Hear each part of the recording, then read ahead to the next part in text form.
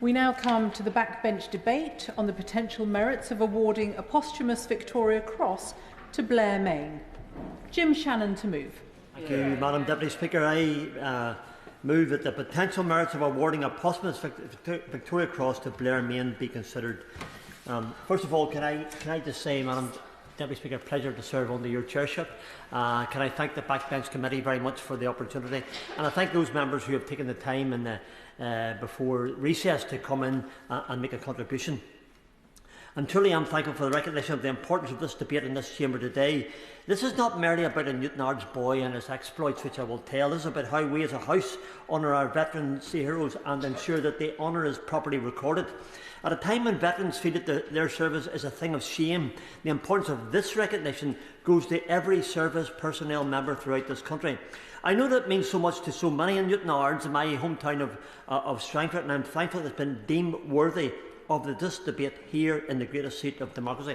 Just say I'm very pleased to see the Minister in his place, the honourable and gallant honourable member that he is, and we thank him for coming along. And also pleased to see the two shadow ministers in their place as well.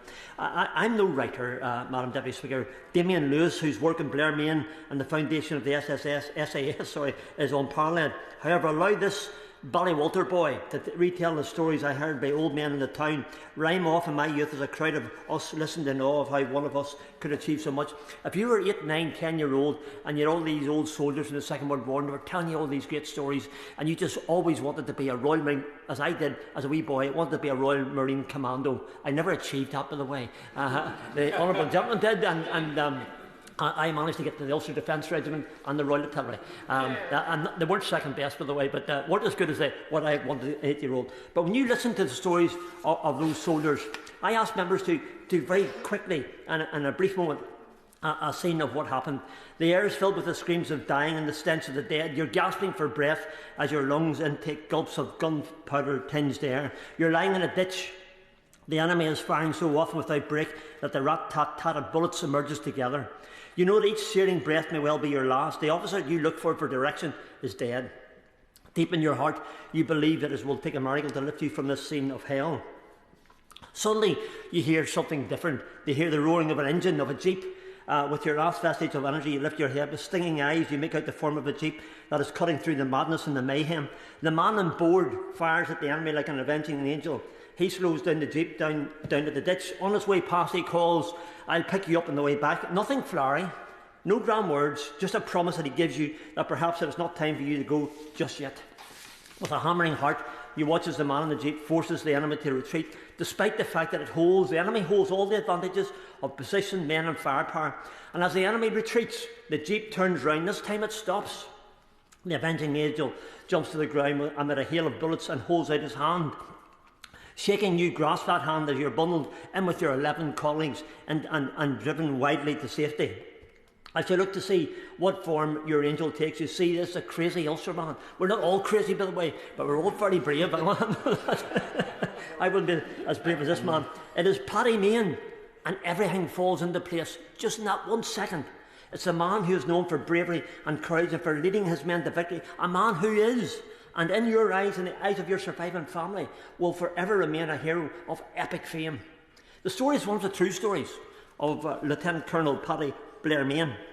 Actions are seen from one of the men who was saved by Colonel Mayne, or Paddy as he was affectionately known. The story does not take into account the fact that before Colonel Mayne and Lieutenant Scott had driven the jeep into oncoming enemy fire, Mayne had summed up the city. That was what he could do.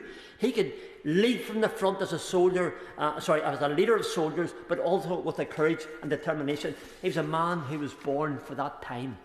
Ever a man of initiative and action, he entered the first house that had formed the enemy defences, and after checking to ensure that the enemy was dead, he moved out into the open and fired into the next house, taking out those behind the enemy fire before moving in to ensure that none of the enemy remained. That man, that colossus of a man, was Paddy Blair Mayne. Stood tall and commanded his men, and inspired bravery and loyalty. After ensuring that clean sweep He turned his attention to how best to save the trapped men, point men of the squadron. He knew that the enemy was well ensconced in the forest, and with no way to surround them, he departed on what seemed to be a suicide mission in order to rescue those men. Not only did Paddy manage to rescue his colleagues, but he forced a retreat from the enemy, and he helped the Allies advance at a time when they were held up. So it's said that a level 1 award such as the Victoria Cross is only given when the chance of death is 50%.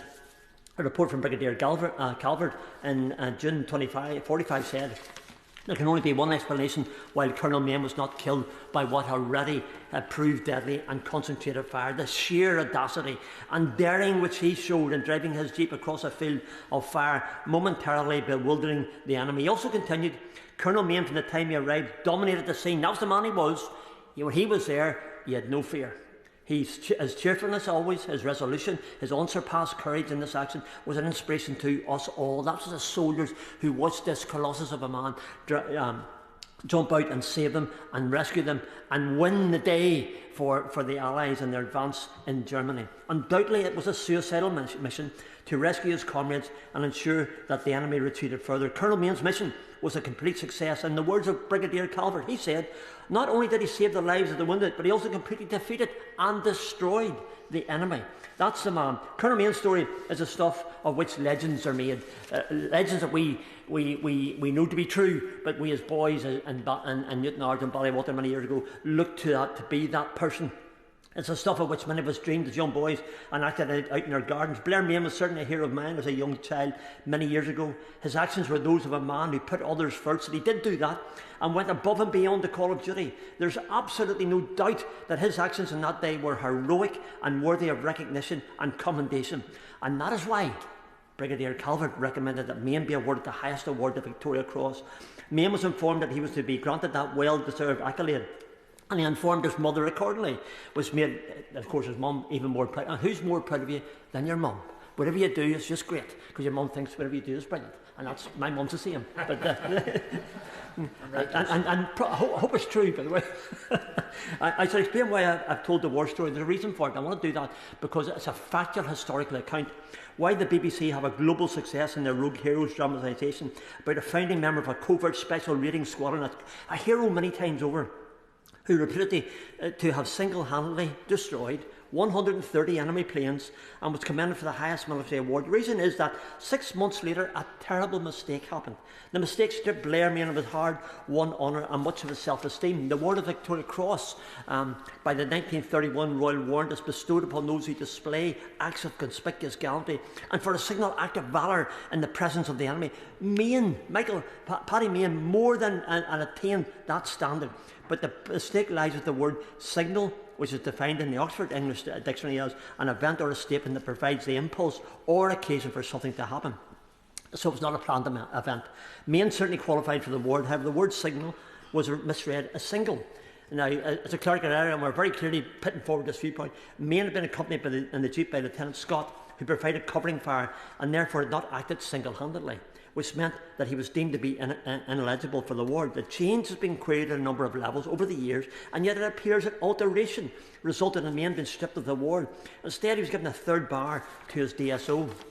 I have seen the evidence. Lieutenant Colonel Blair Mayne was supposed to get the Victoria Cross. On his citation, VC was marked but stroked out for the commendation. That is important evidence. A team of historians have been working hard in sourcing these documents, and I've made them available to the Minister this morning, although to be fair, I think the Minister had them beforehand, so he's got 2 copies of it now in relation to it. I cry the thanks, and I want to put on record the thanks to Damien Lewis, to Patrick McGonigal, who's a grandson of one of the SAS originals, and David Robinson, among so many other local historians invested in this issue. Brigadier Calvert recommended that Mayne should be awarded the VC for his actions in rescuing his men. He submitted signed statements from 3 officers who witnessed it: Lieutenant Scott, Lieutenant Lockett and Lieutenant Surrey Dane. Calvert refers to the difficulty of assessing the military significance of Mayne's actions in relation to the overall thrust of the Canadian Division. I enclose a citation to the VC for Paddy Mayne. I quote, "I've gone into this thoroughly with his officers, and I think it was an outstanding piece of work. One almost expects these things from Paddy Mayne. The main point is, however, is how much it affected the battle. Simmons agreed with him. Major General Vokes also wrote in support of the citation. In his opinion, Mayne's spirited leadership and dash were a most important contribution to the success of the operation. And I observed the very marked respect and regard in which he was held by his officers and men. In my opinion, the officer is worthy of the highest award for gallantry and leadership. Whether rogue heroes in TV, Madam Deputy Speaker, really betrayed Blair Mayne in the way he should have been. He never used bad language, for instance, but he was portrayed as a leader of men, and nobody could ever have any doubt that he was a man that led his soldiers and give leadership and give confidence and encouragement to those who were around him. The citation was also signed by Brigadier Calvert, Major General Vokes, Lieutenant General Simmons, General Greyhard, Commander 1st Canadian Army, and Field Marshal Montgomery, 21st Army Group. It says here, I have clearly outlined that officials overseeing misinterpreted the VC rules as it needed to be a single act of valour, whereas it was in fact a signal act of valour. The difference is in that wording. We're not here to throw dispersions, we're here to outline the system and how it works and how clerical error led to this happening. That means the denial was based upon a procedural error or an error of misunderstanding, and therefore the wrongdoing that needs to be properly readdressed. One historian has noted it was clear that the VC had been marked out because of that clerical error. Therefore, Madam, I do think it's important that we note that I seek not to ask the MOD or Magistrate to overturn the entire apple cart of no retrospective reconsiderations. We are simply asking for an error to be corrected in this case, specifically, singularly. Whilst we are all aware of other posthumous VCs being granted, for instance, Private Richard Norton was posthumously awarded the Victoria Cross for Australia, VC, for his bravery during the Second World War. His bravery during the Vietnam War, specifically for his actions during the Battle of Fire Support Base Coral in 1968. The basis is that an error occurred which can be corrected. We're not the only people who cannot understand why the medal was not awarded. King George the Sixth asked, how was it that the Victoria Cross eluded Paddy? And he inquired as to why the award was downgraded. When the King asked Winston Churchill to explain the demerit, Churchill was said to have been shocked and saddened by the glaring omission. Inquiries were also made by several officers who also could not understand what had happened. They did not have the access that we now have to the files, which clearly show the intent and the redirect. In short, while a signal act of valour was originally specified, a single act of valour never was. So the clerical error is the reason and the thrust of what we're asking for. For most conspicuous bravery or some daring or preeminent act of valour or self-sacrifice or extreme devotion to duty in the presence of the enemy. What a man and what a hero and what a courageous person with bravery many will never witness, but that I as a wee boy just wish to be. All of which were confirmed by the witnesses involved in reporting on Blair's actions at Oldenburg, and thirdly, that the VC can be awarded posthumously. So those three reasons, the single word, but also the VC would be awarded for conspicuous bravery, which is never in doubt, and the Victoria Cross can be awarded posthumously. There are no other recorded reasons as to why the recommendations to award a VC was not actioned. Her late Majesty Queen Elizabeth's uncle, Major General Sir Robert Laycock, who at the time was a serving officer in the forces, wrote a letter in which he stated that Blair Mayne deserved the Victoria Cross. He earned it. He earned it with his bravery, and would have received one had the proper authorities, specifically, I say this very respectfully, always do that, knowing their job. As a consequence, Blair Mayne did not receive the greatest honour that his country can bestow. No matter how much being awarded the highest French allocated meant to have been given and then stripped of, his British honour haunted Mayne for the rest of his life. The memory of Blair Mayne lies on, not just through the BBC series, but many in my town argue that whilst Blair Mayne was rough, he would have never have cursed in front of a lady, and his comrades did not fear, but instead revered him. Indeed, his memory is cherished in Ard's people's hearts, and there's a statue of Blair Mayne in Newton Ard's town centre. His image now adorns walls that once boasted murals depicting paramilitary paraphernalia. Blair Mayne's history, his service in uniform, his bravery and his conviction are on the walls of Newton Ard and many of the community centres. When the council decided to build a new leisure centre, it was named the Blair Mayne Leisure Centre. Why? His sporting prowess is something of pride to us all. When a coffee shop opened a couple of years ago in Newton Ard's town centre, was called Colonel Paddy's. Why? Because we all revere him and their coffee, by the way, is excellent, and I live in coffee and fried eggs. So this is because his legacy is important to the people of our wee town. Members may be aware that under Rule 40.12 of the Civil Procedure Clerk, clerical mistakes in judgments or orders or errors arising from any accidental slip or omission explicitly permits fixing such errors. This is really important. This is the thrust of the debate and why we're bringing it forward. As long as the intent of the original decision holds.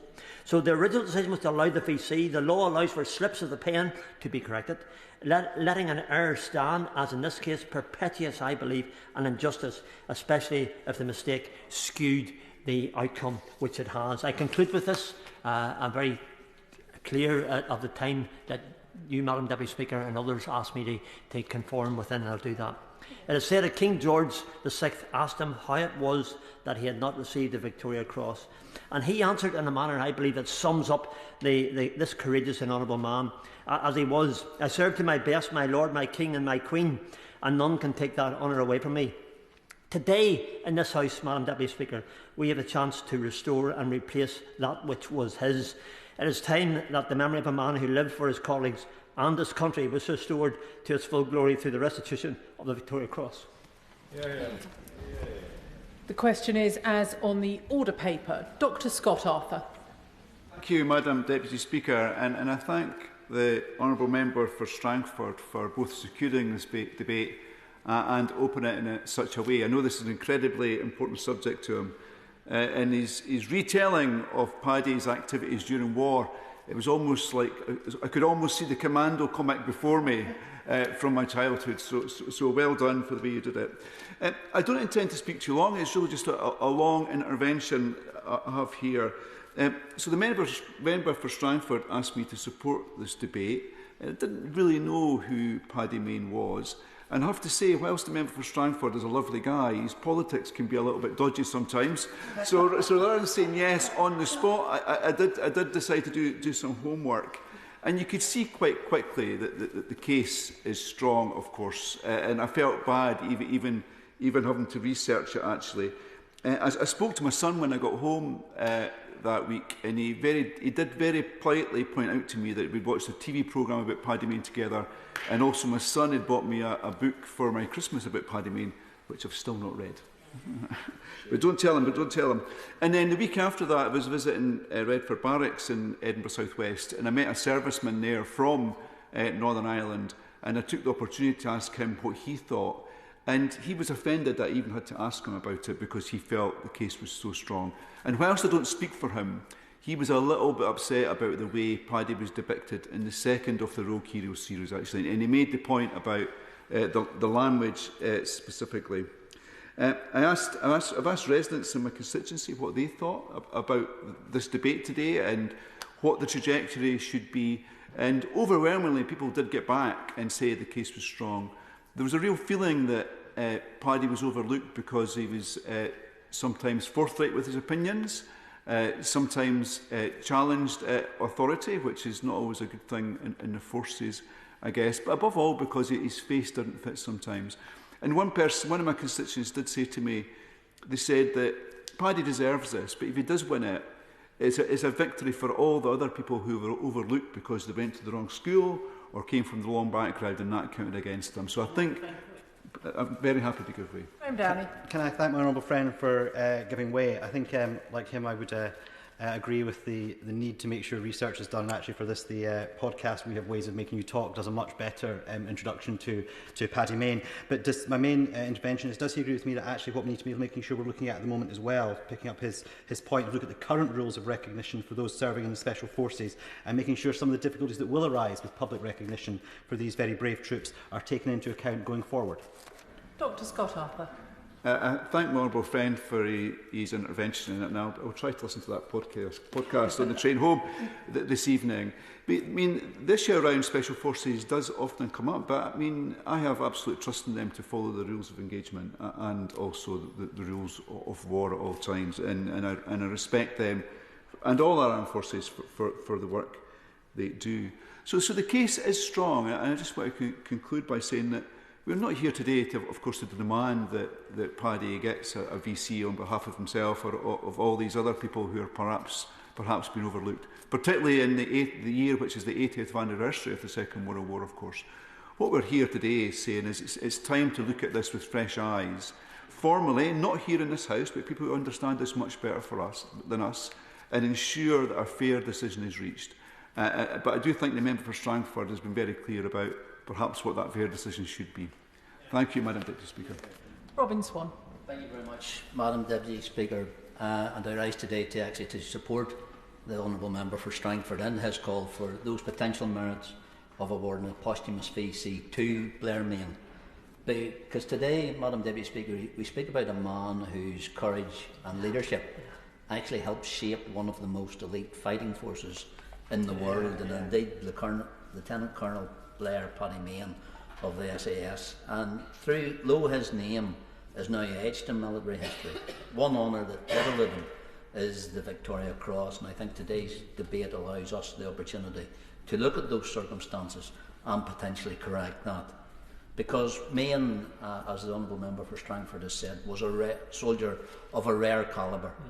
As one of the founding members of the SAS, he led countless raids deep behind enemy lines in North Africa and Europe, often at great personal risk.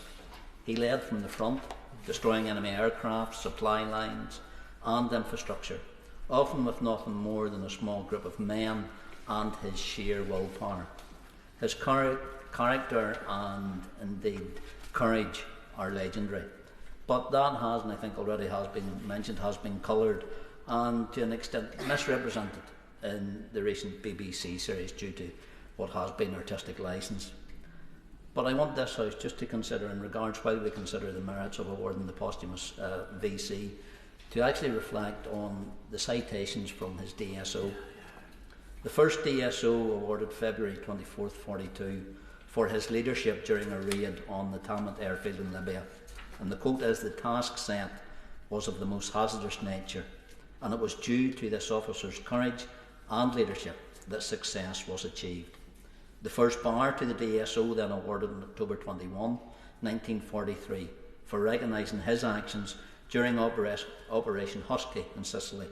The citation in both these operations, it was Major Mayne's courage, determination and superb leadership which provided the key to success. The second bar to his DSO, March 29, 1945, was for his command of the 1st SAS Regiment in France, which coordinated operations with the French resistance. The citation, it was entirely due to Lieutenant Colonel Mayne's fine leadership and example, and his utter disregard for danger, that the unit was able to achieve such a striking success. The third bar to his DSO, Mayne was recommended actually, and it wasn't that vivid recount from the Honourable Member from Strangford, where Mayne was recommended for actually the Victoria Cross for his actions in Germany in April 45, where he rescued wounded men and eliminated enemy positions under heavy fire. Although the recommendation was downgraded, as is the subject of this debate today, resulting in the third bar of his DSO. That citation said Lieutenant Colonel Mayne was in full view of the enemy and exposed to fire from small arms, machine guns, sniper fires and Passenfasts. He then seized a Brain gun and magazines and single-handedly fired burst after burst into a second house, killing or wounding the enemy there. Madam Deputy Speaker, if that does not meet the standard for the Victoria Cross, then we need to severely ask what does. Some say it's too late, that we cannot rewrite history, but this isn't about rewriting history, it's about righting a wrong. Awarding Blair Mayne the VC posthumously is not just about a medal, it's about honouring a man whose valour was undeniable, whose actions inspired those around him, and whose legacy still lives on. So let us act today not for glory, but for justice, and for Paddy Mayne. Speaker, thank you. Alison Hume. Thank you, Madam Deputy Speaker, and I would like to draw members' attention to my membership of the Writers' Guild of Great Britain. I'm delighted to be called to speak in this debate on the potential merits of awarding a posthumous Victoria Cross to Lieutenant Colonel Robert Blair Mayne, best known as Paddy Mayne. I know this is an issue the Honourable Member for Strangford feels passionately about and he's spoken very eloquently today. And I have to say that as a member of the Backbench Business Committee, which hears applications from backbenchers on all kinds of topics, this one caught my particular attention. As a television screenwriter before I was proudly elected to this place, I'm a huge fan of the hit TV drama SAS Rogue Heroes, created and written by Stephen Wright. The vivid retelling of the story of the formation and achievements of Britain's Special Air Service, or SAS, who were formed by David Stirling as the ultimate military disruptors and who changed the nature of the Second World War against the Nazis in Africa and beyond, is amongst the best examples of why the United Kingdom is a powerhouse of the creative industries. The writer, cast and crew of SAS Rogue Heroes, working for Kudos Productions, created a hit show which captured the irreverence, humour and bravery of the SAS and retold the story of the brave men for a new generation. Madam Deputy Speaker, I am sure as I make this speech, bots will be crawling over Stephen's fantastic script to train AI models, just like they have crawled over my scripts, and that of thousands and millions of screenwriters. The bots stealing copyrighted material, hard-written and hard-won by real humans, scraping it from under our noses without permission to make money for their AI companies. If only we had the AI equivalent of SAS Rogue Heroes and the likes of Paddy Mayne to protect us. But honourable members will just have to rely on something a little more tame, but which still has teeth, and that's good legislation. Paddy Mayne is unforgettably played in the series by Jack O'Connell, bringing the character to vivid life. The producer of the show, Stephen Smallwood, told me that shooting in the Sahara Desert in July at 50 degrees made O'Connell and the other actors think that they were just as hardcore as the SAS, until they were reminded that they had an air-conditioned hotel and a cold beer to return to that night. The conditions that Paddy Mayne and his colleagues operated in were truly beyond anything that we can imagine now. The raids that Paddy led in Libya, followed by legendary outings in Italy and Sicily before he demonstrated outstanding courage by rescuing wounded men trapped in a Nazi ambush, clearing a machine gun position and clearing a path for the Allied advance, are truly the stuff of legend. And it was this outstanding bravery which earned him a citation for a Victoria Cross, which was downgraded to a Distinguished Service Order, his fourth, and this has caused puzzlement ever since. Although Lieutenant Colonel Mayne was one of the very few recipients of a rare third bar to the DSO, my honourable friend for Strangford is not alone in thinking that this is not enough, and that he should be posthumously awarded the Victoria Cross. But as I understand, it is a key tenet of the British Honours and Awards system that they are not granted retrospectively, so that decisions made by peers and commanders at the time are respected. How and why the citation was overturned may never now be fully understood, but I would say to the honourable member, although the pen strokes of a bureaucrat may be lost in the mists of time, Paddy Mayne's legacy lives on in the democracy and the values that we now take for granted, but were won by the sacrifices of Mayne's fallen colleagues and the wider armed forces.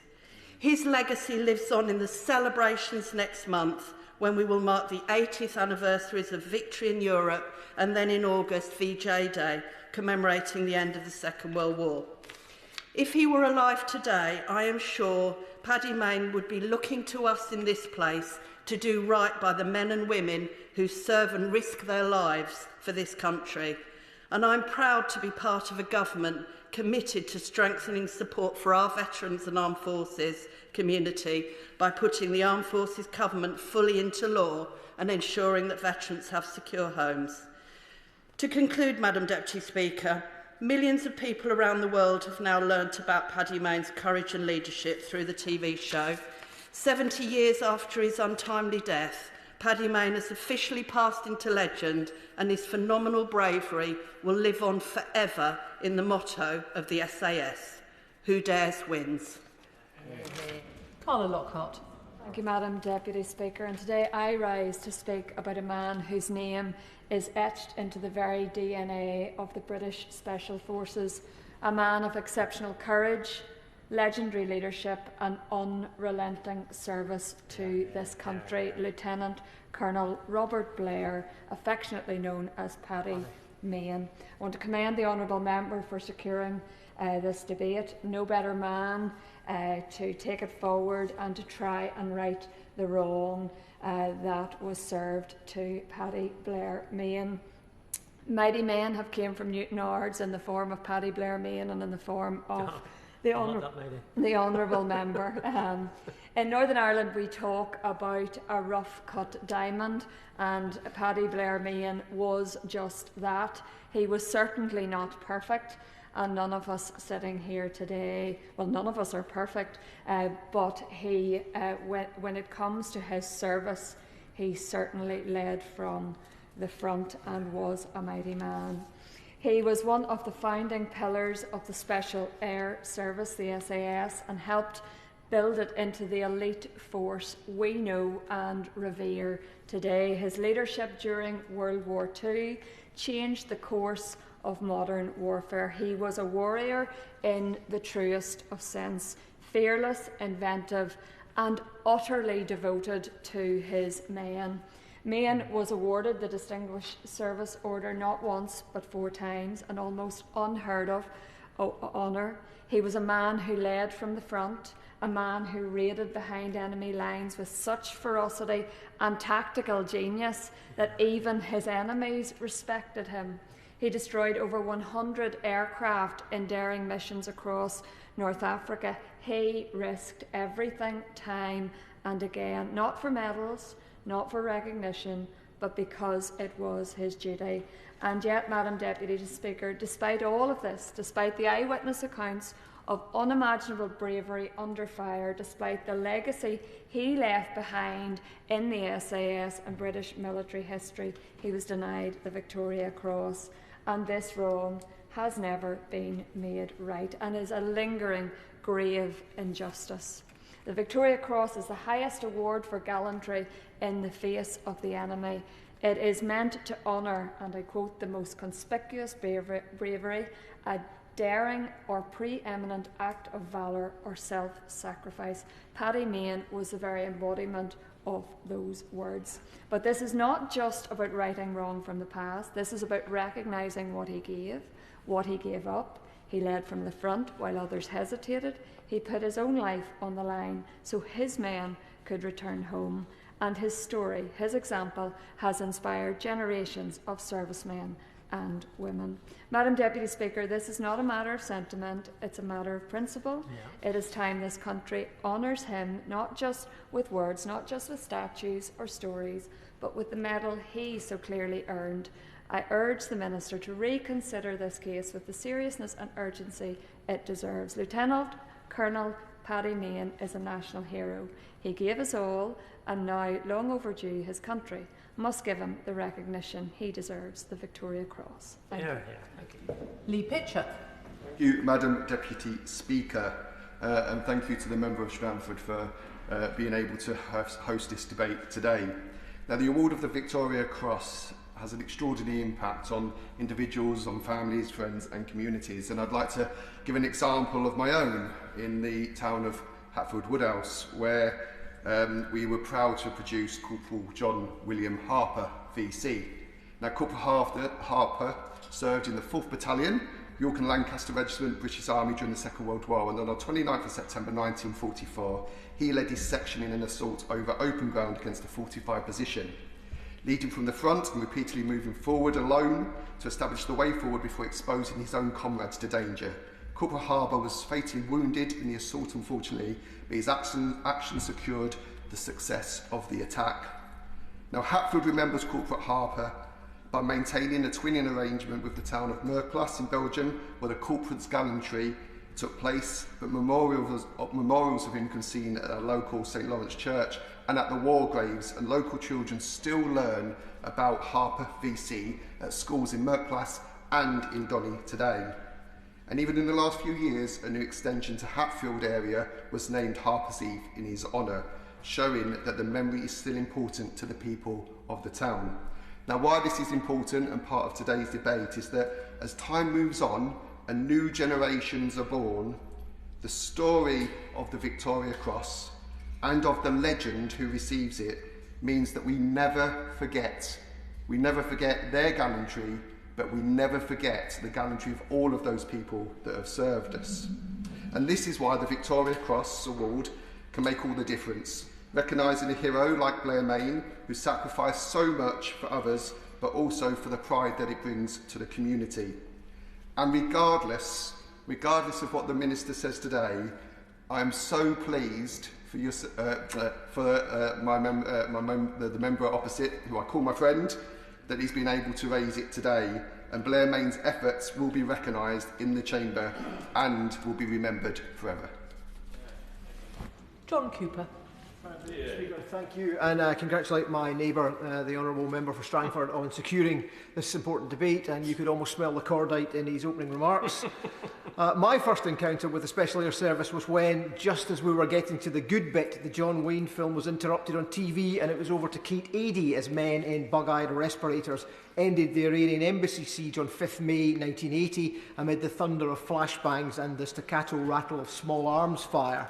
As a journalist, I later met John McAleese, who really was the man on the balcony, and not, hate to break it to you, that bloke down the pub mumbling about the colour of the boathouse at Hereford, as Walter Mitty characters do.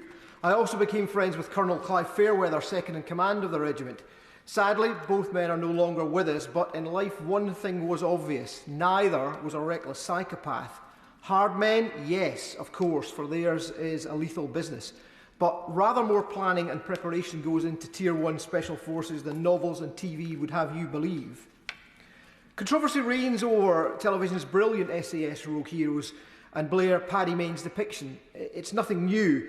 There were all sorts of claims about the book Bravo 20 when it emerged after the first Gulf War. Fact or fantasy?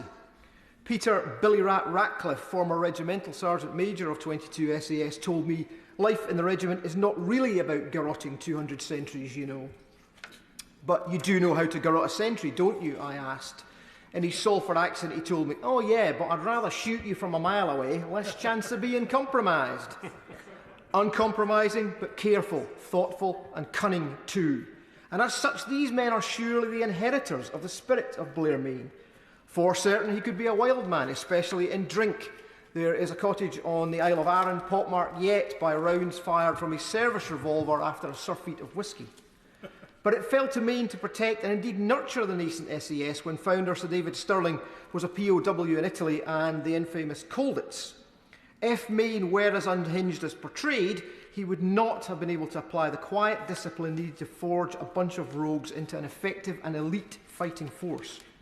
Madam Deputy Speaker, it strikes me that the only recklessness Blair Mayne displayed was for his own safety, never that of his men, his blades, as SAS troopers are known. Concerning us today is the action at Oldenburg on 9th April 1945, but let me be clear here, this is not football-style VAR for gallantry medals. We are not reopening cases by the dozen, but just this oddity. We may never know what precisely happened there almost 80 years ago to the day. We do know Mayne was recommended for the VC, and his audacity was the only thing said to have kept him alive. We also may never learn what made the authorities downgrade that VC. Professional jealousy? Special Forces face that today. The sobriquet, the Hereford Hooligans, is unfairly appended to the SAS in many a mess, and SF officers who ought to be generals somehow don't make the cut. Mayne's hand shaped the SAS, and the regiment in turn has guided Special Forces around the globe. US Major Charles Blisters Beckwith raised the Delta Force. He promised it will get you a medal or a body bag, maybe both, after time spent with the SAS. Mayne's legacy is then secure, and there is no doubting his courage. And we are not here to critique SAS rogue heroes. It's fun, great soundtrack, great acting, but the accents are as sketchy as the history. Instead, we should coolly examine the real Major Mayne and examine why that VC was approved by all who mattered, but rescinded in murky circumstances. Mr. Speaker, or Madam Deputy Speaker, I am a student of military history, having undertaken a distance learning MA with the excellent University of Birmingham. One of the first lessons learned is that history is not fixed, it's not preserved in aspect. It shifts and changes as new details and new perspectives open. Look at the so-called chateau generals, men who in life were highly rated by their troops, only to later be accused of being donkeys leading lions. Aside from those few who think Blackadder goes forth as a documentary, that trope is happily being revisited. And so we should have courage enough ourselves today to look again at the Mayne case. 80 years on, we can sense something odd about the lack of a VC. Signal rather than single, as we have heard? Perhaps. Madam Deputy Speaker, the military splits into two, rat catchers and regulators. We need both. Regulators with their rule books and procedures in time of peace, and maverick rat catchers in time of war.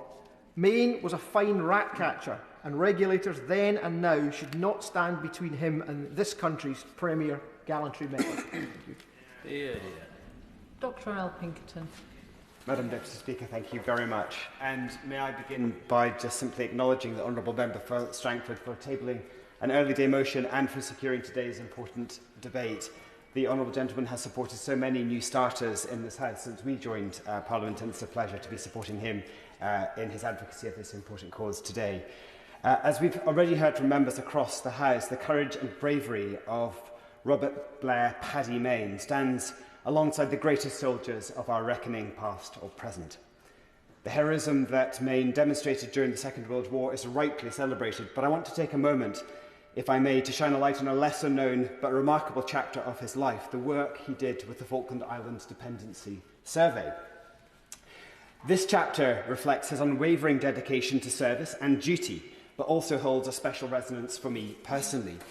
As a recovering academic with strong interest in the UK's overseas territories and as an observer of the 2013 Falklands referendum and as a former Shackleton scholar, I've had the privilege of visiting the Falkland Islands on numerous occasions, most recently in 2023. And during those visits, I've seen for myself firsthand the pristine wilderness, the unparalleled beauty of the island's wildlife, but above all, the unwavering strength of the people who call the Falklands home. Now, in the aftermath of the Second World War, one might have expected Robert Blair Mayne, having given so much in battles and skirmishes, to have sought the comfort of home, family and a well-earned rest. But that's not the direction that he chose. Instead of stepping away from public service, he delayed his return to civilian life and joined the Falkland Islands Dependency Survey, a precursor to what is now known as the British Antarctic Survey. And that survey, which began life as a naval operation in 1943 under the codename Operation Tabarin, had a very important strategic purpose. Whilst its official mission had been to monitor enemy shipping, its true goal was to counter Argentine and Chilean territorial claims in the Antarctic and to assert British sovereignty by establishing manned bases in the region. When the war ended, that operation transitioned into the Falkland Islands Dependency Survey. And in late 1945, 3 former SAS members, including Lieutenant Colonel Blair Mayne, joined the expedition. Led by Naval Surgeon Commander Bingham, Mayne was appointed second in command. This was no ceremonial visit to the Southern Hemisphere. Blair Mayne fully embraced the challenges of the mission. He was active on board the Dependency Survey ship, on the ground and on the ice, participating in the full scope of the expedition, leading dog teams, surveying wildlife and camping in some of the harshest, most isolated conditions imaginable. Mayne's journals and photographs offer a rare glimpse into the lives and work of British explorers, surveyors and scientists in the Southern Hemisphere and Antarctica during the immediate post-war period, revealing not only the isolation of the vast icy landscapes, but also the camaraderie he shared with his comrades. A recurrence of the same camaraderie, of course, that he demonstrated during his active service in Europe and North Africa. It was only a recurring back injury, one sustained during his wartime service, that forced Mayne's early return to the Falklands for medical treatment. Nothing could be done to ease the condition or the pain that he suffered from. And from Port Stanley, Mayne was transported back to England and thence Northern Ireland in the spring of 1946. The injury that cut short his Antarctic service would trouble him for the rest of his life. Still in his 30s and resettled in Northern Ireland, Mayne, a former British and Irish lion, was said to live with such profound and chronic pain that he was unable even to spectate rugby matches from the terraces at Ravenhill.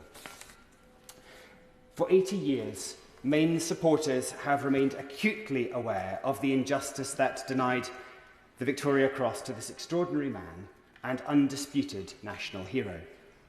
Blair Mayne's legacy is not only of valour in battle, but of unparalleled leadership, courage and sacrifice under the severest of conditions. As Colonel David Stirling, who himself knew something of courage and leadership, noted of Mayne, he had a marvellous nostril. He had a marvellous battle nostril.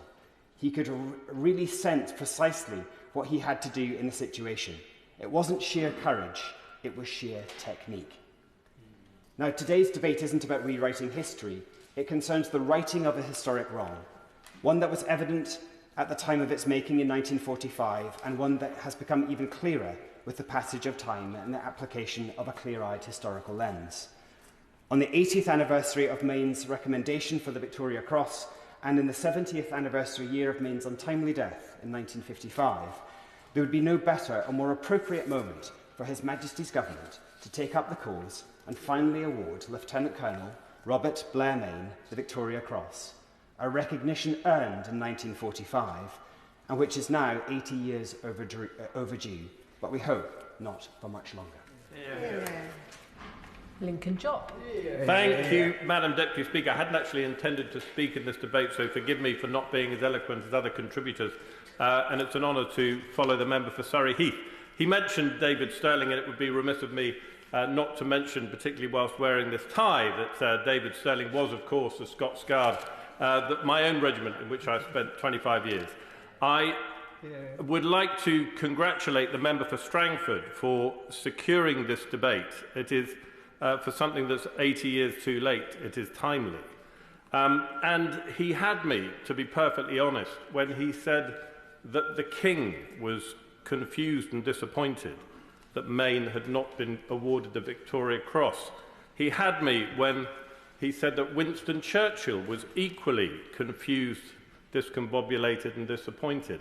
And it was the mention of Churchill that had me in mind of a particular Churchill quote about medals, which was that he said, "Medals glitter, but they also cast a shadow." And this has been going round my head as I've been listening to honourable members, such that I went and found the whole quotation. It was from a speech given in this place, March the 22nd, 1944, and I quote, "The object of presenting medals, stars, ribbons..." I'm not going to do an impression, by the way. "The object of presenting medals, stars and ribbons is to give pride and pleasure to those who have deserved them. At the same time, a distinction is something which everybody does not possess. If all have it, it is of less value. A medal glitters, but it also casts a shadow. The way to get rid of shadows is to shine a light. And I welcome the fact that the member for Strangford is shining a full beam light on the case of Paddy Mayne today. And I invite the Minister to continue to shine that light with a review of this case in the cold light of day, such that the Ministry of Defence can reconsider and award Blair Paddy Mayne the Victoria Cross he so richly deserves." Yeah. Which brings us to the front bench contributions. Liberal Democrat spokesperson Monica Harding. Thank you, Madam Deputy Speaker, and I want to thank the Honourable Member for Strangford for securing this debate today. On the 8th of May, this House, together with the whole country, will celebrate the 80th anniversary of victory in Europe. This important milestone provides us with a renewed opportunity to reflect on the sacrifices and struggle of that greatest generation, who fought to protect Britain and preserve our freedom and democracy in the face of fascism and tyranny. It is our duty, both in this House and in communities across the UK, to recognise and celebrate the contributions made by our incredible service personnel to the security, defence and prosperity of this country. That must include reflecting on the service of all those current military personnel who protect us today, those living veterans who have finished their time in the armed forces, and those servicemen and women from previous generations who are no longer with us. They are, all of them, bound together by a thread of service and sacrifice for this country, and we must continually renew our gratitude and remembrance of this service. And that is why I welcome today's incredibly valuable debate. It shines a spotlight on the gallantry and heroism of one of the UK's most decorated servicemen, Blair Mayne, whose proposed recognition with a posthumous Victoria Cross I warmly support. As the premier operational gallantry award, it is worthwhile reminding ourselves of the award's requirements. It is awarded for the most conspicuous bravery, or some daring or preeminent act of valour or self-sacrifice, or extreme devotion to duty in the presence of the enemy. It is clear that Blair Mayne personified the highest standards of bravery in the face of the enemy and across his career in the Special Air Service, and on that basis merits the award of the Victoria Cross. Blair Mayne was one of the first leaders of the SAS following its formation in 1941, designed with the intention of conducting guerrilla warfare against the Axis powers, which were, at that time, on their march across Europe, Africa and Asia. The SAS's role in the Second World War was unconventional but crucial. Their work to disrupt operations behind enemy lines, particularly through the use of small-scale raids, intelligence gathering, and support for networks of resistant groups against the fascist occupiers, was vital in undermining the Axis's political and military strength. As part of the then regiment, Mayne showed extraordinary valour and heroism while carrying out dangerous and daring raids in North Africa, Italy and France, harassing Nazi and fascist supply lines. Indeed, in November 1941, Mayne led one of the first SAS missions considered to be a major success, an attack on a Libyan airfield which saw dozens of enemy aircraft destroyed. And in January 1943, following the capture of Colonel David Stirling, Mayne took over the command of the SAS, going on to lead his men in campaigns in Sicily and Italy before the SAS took part in the D-Day landings. These are just a couple of examples of the conspicuous bravery displayed by Mayne in his leadership of the SAS. It is important to remember too, for Mayne and all the members of this elite regiment, being apprehended by the Nazis from 1942 onwards would likely mean their summary execution at the hands of their captors. Consistently operating under such conditions requires, without doubt, exceptional bravery. Mayne is already one of our most decorated veterans. He was one of only 8 people during the Second World War to be awarded the Distinguished Service Order on 4 occasions, at the time the second highest gallantry award behind the Victoria Cross. This serves as an important testament to the consistency of his bravery, leadership and resolve, often in the face of the odds stacked against him. It is only right and fair that we honour that courage today through the award of a posthumous Victoria Cross. Indeed, the award of a Victoria Cross would honour not just Mayne, but also in many ways the role of our special forces writ large, both historically and to this day. For many people, their knowledge and understanding of the SAS will have been informed by the BBC's dramatisation of the regiment's founding, SAS Rogue Heroes, that honourable members have already extolled. It's had an important impact, highlighting the enormous contribution of the SAS in securing the freedom we celebrate today and protecting it still. And it has also highlighted the important work of the BBC in bringing stories such as these to the public's attention, impressing on all of us the sacrifices and courage of our armed forces. There are now only a few remaining living veterans of that greatest generation who can recall their stories and remind us of the price which they, as so many others, paid to defend our way of life. Indeed, just last month, we said goodbye to another Paddy, Group Captain John Paddy Hemingway, the last surviving pilot of the Battle of Britain, who, as part of the RAF, defeated the Luftwaffe and defended our country from invasion.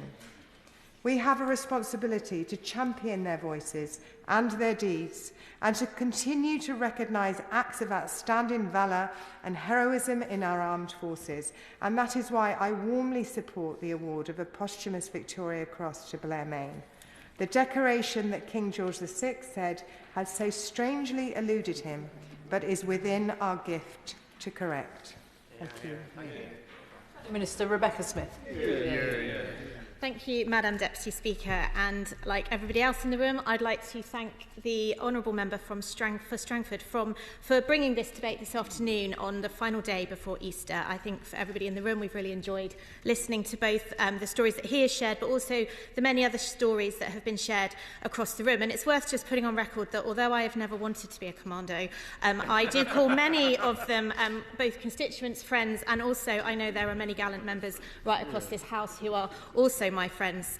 But I would at the beginning of this debate just like to put on a record reference to my register of interest, because I'm going to refer to the Commonwealth War Graves Commission during this debate. I figured I'll do it at the beginning and then I don't have to mention it again. But I thought I would just start my remarks by mentioning the one Victoria Cross that I had a direct interaction with, albeit posthumously, whilst I worked for the War Graves Commission, which is another posthumous award in 2020 when an Australian ordinary seaman, which I think is something to reference. The great thing about the Victoria Cross is that it knows no record of rank. It's open for everybody. And he was awarded that VC in 2020 by the late Queen, and what was lovely about it was that the Naval Memorial was undergoing a renovation a year later, and they actually add the initials VC after those names. And so to be able to watch the lettering being created and soldered into place was particularly moving, and I think gives another example of a posthumous award that has been given.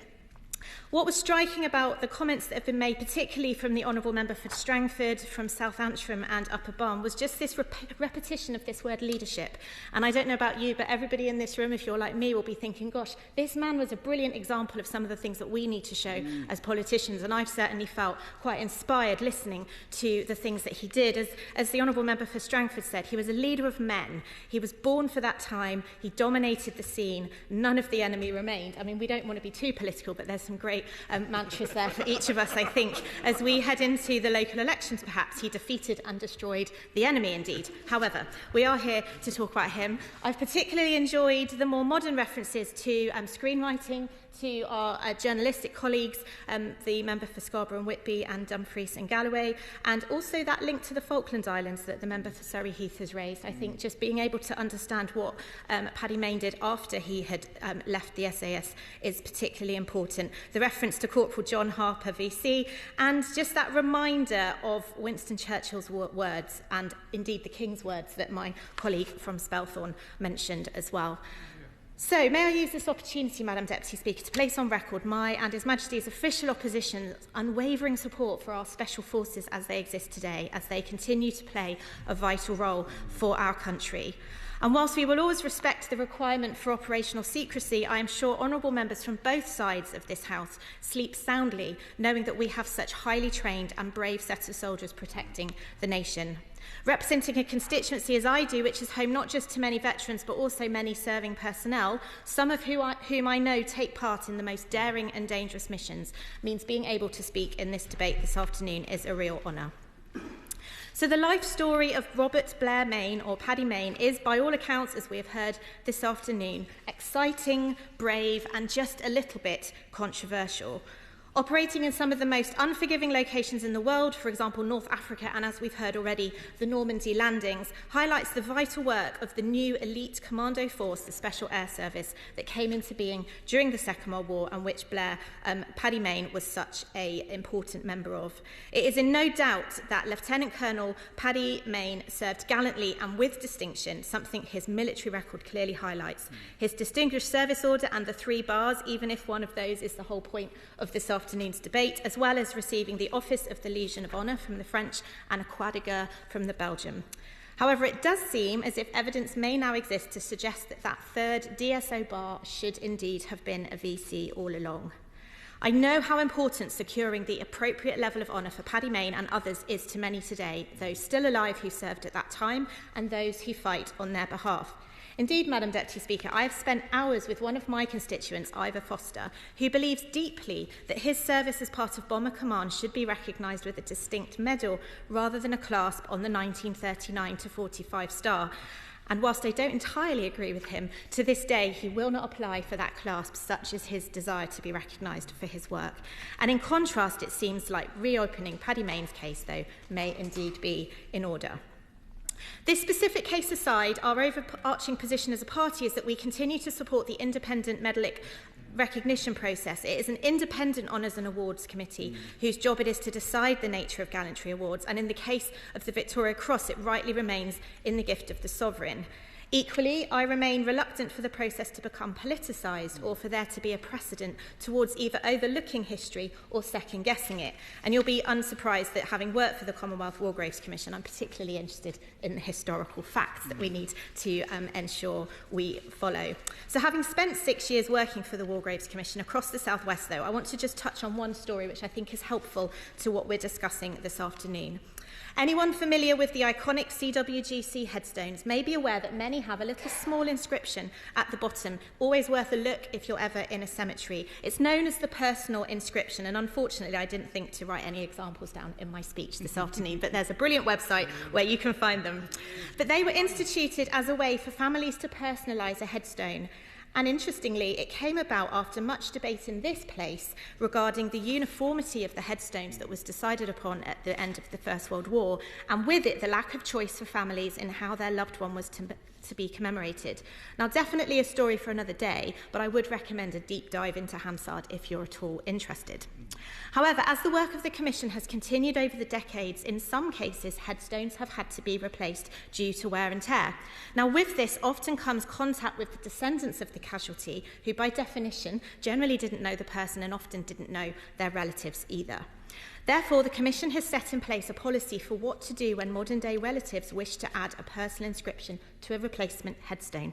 Essentially, they are not allowed to add one in if there was none, or change what was put there at the point of the original installation.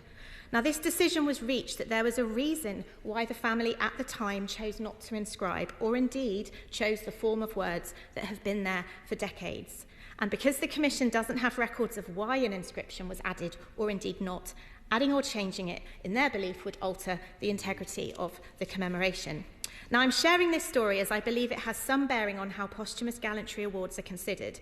It is my view that something this significant must reflect historical fact. Now, whilst television shows like SAS Rogue Heroes, as we've heard much about this afternoon, and indeed the latest must-see, albeit on a very different topic, adolescents, do so much to bring untold stories to the fore and get the country talking about issues that have previously not been discussed in and of themselves. Now, while these stories can promote debate, the policy and decisions made around the issues they raise must be evidence-based, consistent, and not set an unhelpful precedent. However, Madam Deputy Speaker, in this case, it does seem like compelling new evidence is coming to light that prompts a rethink. So at its core, this debate is about an individual soldier, a Northern Irish soldier from Newton Ayres who stepped up when his nation needed him. Now, I mention his birthplace, Madam Deputy Speaker, because I'm sure it will not go unnoticed by those in the chamber that whilst we stand here today celebrating the heroic actions of one SAS veteran, many veterans of that service are currently living in fear of vexatious legal action. Now, most recently, the Clonaux verdict has shone a spotlight on our Northern Ireland veterans again, and I would like to take this opportunity to place on record my thanks to the Minister for Veterans and People for his support for a judicial review of the Clonaux inquest. Protecting our veterans is something that I hope carries unanimous support, and I know the Minister himself is a passionate advocate for veterans' affairs. I hope that his experience and judgment is already being sought by his colleagues in the Northern Ireland office, and perhaps he may advise them to reconsider their plans to repeal the Northern Ireland Legacy Act. As already mentioned, this debate also provides another opportunity to debate our record on veterans' affairs as a country. The previous Conservative government set a new standard for supporting veterans, the creation of the Office for Veterans Affairs, a Veterans Minister around the Cabinet table, the introduction of veteran ID cards, and Op Courage to support mental health services for veterans, no doubt many of which would have been the colleagues of Paddy Mayne had that service existed back then. Our record of backing those who stand up and serve is a matter of public record, and I welcome the commitment of the party opposite for much of that work. However, Madam Deputy Speaker, before I conclude, I want to use this opportunity to highlight just one issue which the Government might like to give some attention to around these Second World War veterans. As we approach the 80th anniversaries of VE and VJ Day, it is vital that we keep in mind the less than 70,000 veterans of World War II, those who survived, unlike some of the colleagues of Paddy Mayne, who are still alive. These men and women, as we know, are highly likely to be fast approaching or indeed have reached the incredible age of 100. And that brings me back to my constituent Ivor Foster. Just a few weeks ago, I visited Ivor at his care home as he remains exercised about the cost of his social care. Having lived to the ripe old age of 99 years and 8 months, he is spending £5,000 a month to live in a local care home. There are a range of reasons for this, but I do believe that ahead of the 8th of May, Ivor's case highlights the fact that we are fortunate enough to be living in the midst of men and women who not just lived through the war, but took part in active combat in the case of Ivor, and fortunately survived and then contributed to society afterwards.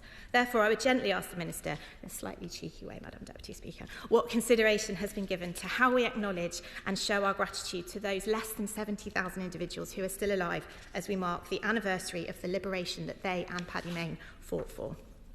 In conclusion, Madam Deputy Speaker, I am grateful to the Honourable Member for Strangford for the opportunity to contribute to this debate. Given both my constituency links to our commando forces as the home of Royal Marines 42 Commando and my previous career with the War Graves Commission, I am a passionate advocate for Veterans Affairs, so it has been an honour to stand at this dispatch box and debate such an important topic. Cases like this rightly cause a debate, and I am pleased that we have been able to have this conversation today, not least because it has given us another opportunity to express on record the commitment and gratitude that we share across this House for the brave men and women who serve and have served our country in the armed forces. We owe it to all serving personnel and veterans to ensure that gallantry medals and awards at all levels are presented where the evidence is irrefutable to ensure that their intrinsic value is maintained. It seems the story of Paddy Mayne may do just that, and I wait with interest to hear the Minister's response. Minister, Alistair Carnes. Thank you very much, Madam Deputy Speaker, and thank you very much to the Honourable Member of Strangford for bringing this very important debate to this place today. It's really important that we shine a light on this issue, and I have the greatest respect for the sustained and passionate advocacy in support of a posthumous Victoria Cross for Lieutenant Colonel Robert Blair Mayne. I'd also like to fully associate myself with the powerful tribute the Honourable Member has made, as have many in the House today, have paid to Lieutenant Colonel Mayne, who was without doubt one of the greatest heroes of the Second World War, whose legacy lives on in the spirit of the Special Air Service today, and whose courage and accomplishments were rightly celebrated for our generation by the portrayal, although slightly dramatised perhaps, in the recent BBC drama SAS Rogue Heroes. Firstly, I think it would be worthwhile, particularly pertinent, that Lieutenant Colonel Mayne was recognised for his bravery at the time. He is one of the very few recipients of the rare third bar to the Distinguished Service Order. I only have one. He had 3.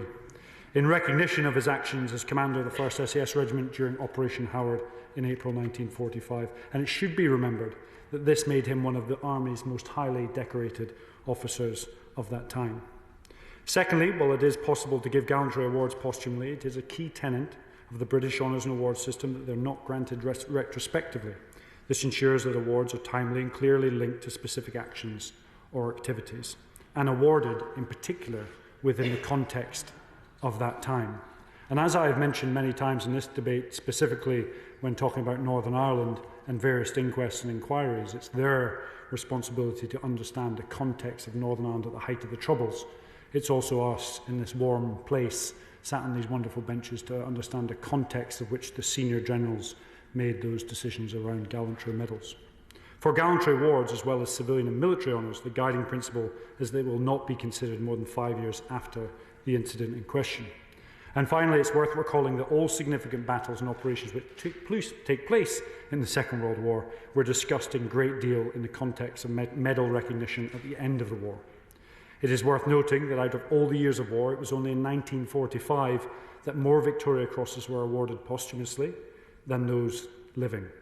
After years of war, many had seen conflict, courage and commitment to service, and whilst it's not necessarily fact, the bar, no pun intended, for VCs was statistically higher at the end of the war. It is worth noting that in June 1946 it was recommended that no further recommendations for gallantry awards should be considered after 1950. From what we know from the paperwork that exists about Lieutenant Colonel Mayne's recommendation for a Victoria Cross, there is lots of speculation that appropriate processes were not followed or that an administrative error took place.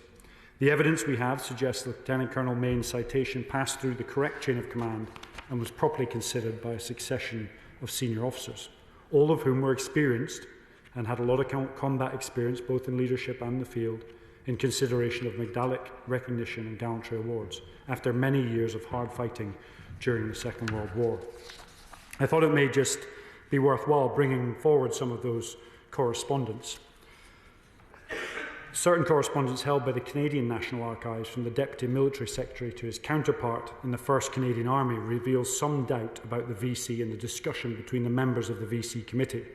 It states that the VC Committee considered it not quite clearly up to VC standard and it was not a single-handed act of heroism. In the letter, which brings a point about single or signal, in the letter, the Deputy Military Secretary also suggests the award of the 3rd bar to the DSO. While it cannot be known for certain if this is the reason the VC was amended to DSO in the 3rd bar form, it is likely.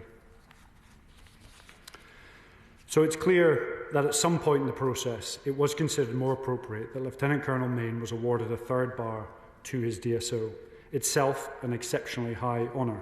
And that was a decision that was signed off by Field Marshal Montgomery himself, who had considerable combat experience throughout the whole of the conflict. We also know that it was not uncommon at the time for a recommended level of award to be changed as the citation went through the consideration process. Today, that process remains relatively similar. And I've sat on many of these Honours and Awards committees in my time in the military. Honours and Awards committees at unit level will sit, they then at brigade and division will rank awards against the context from their own particular perspective. A unit may have to deal with 20, a brigade 60, a division 100. And we don't necessarily know the totality of the picture at the time that Lieutenant Colonel Paddy Mayne's citation was considered at each level.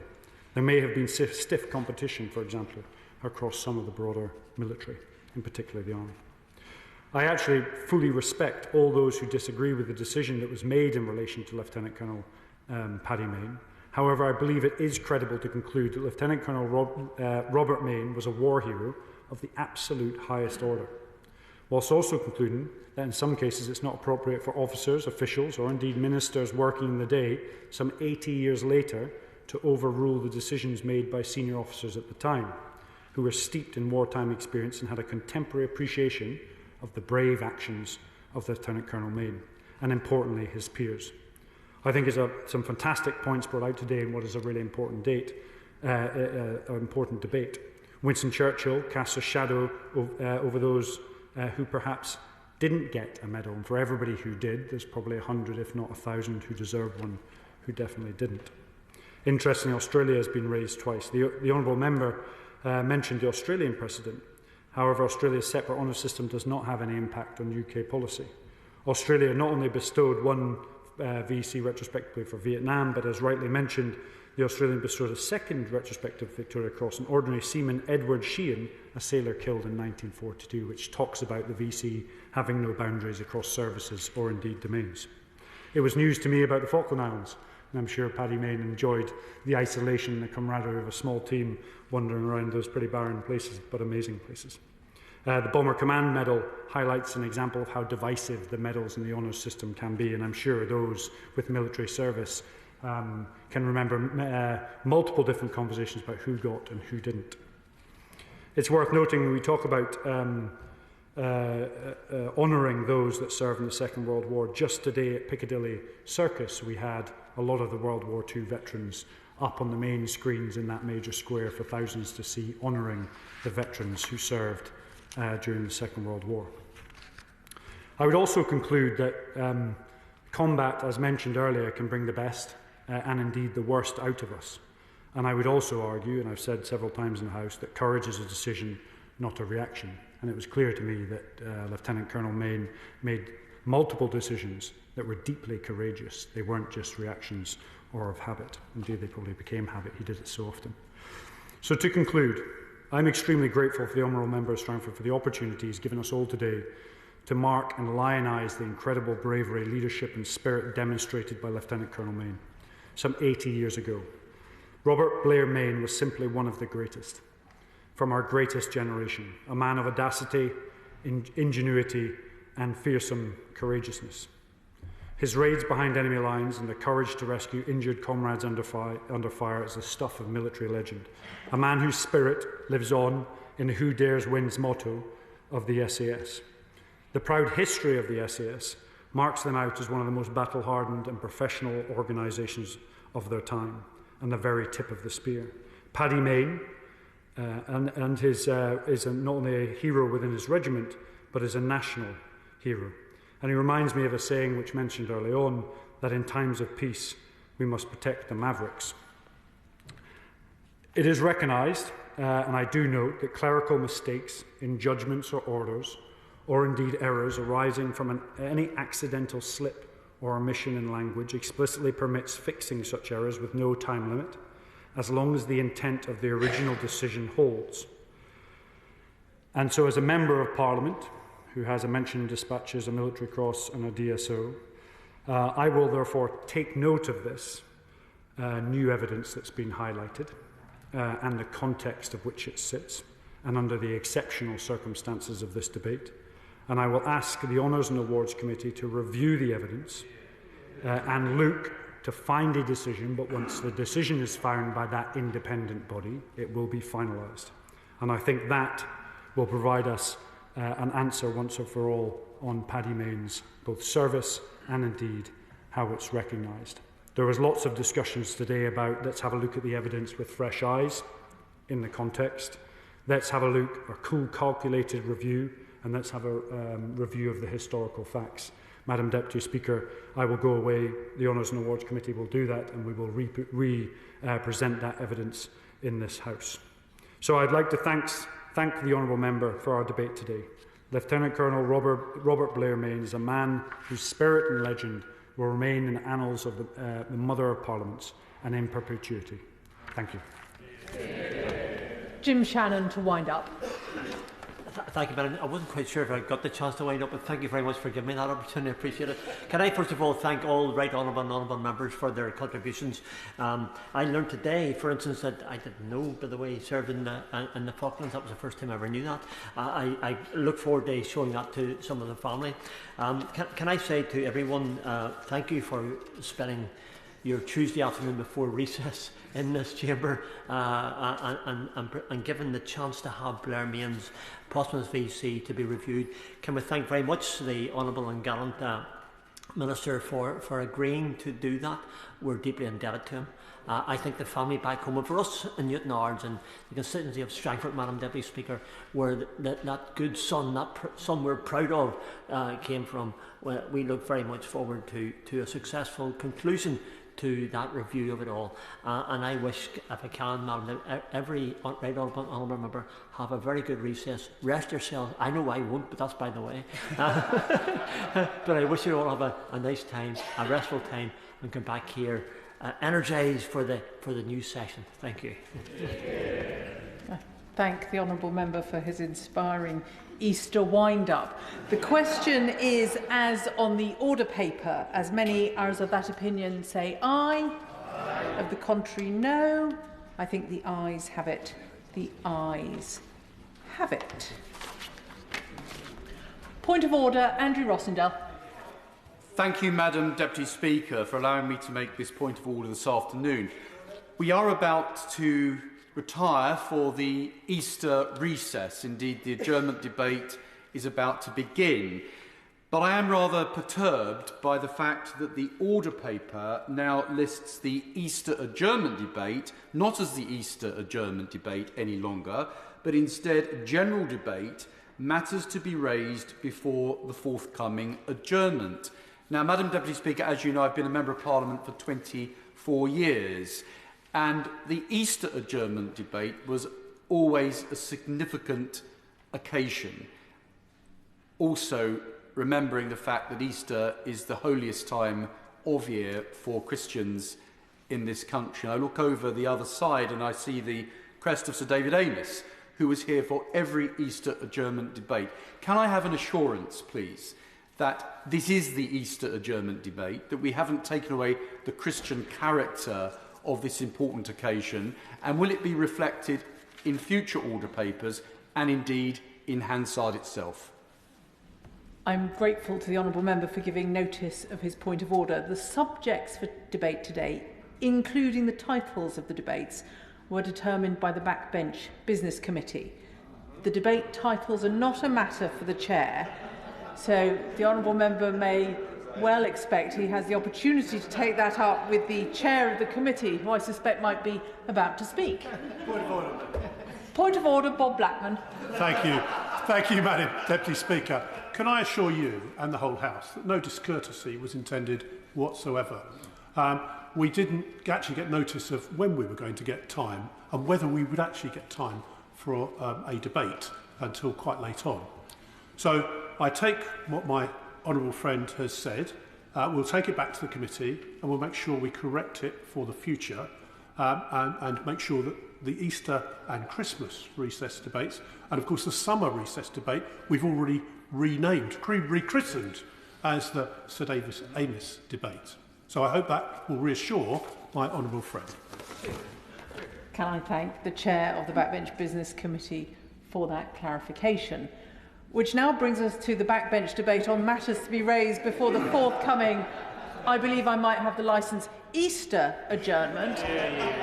Bob Blackman to move.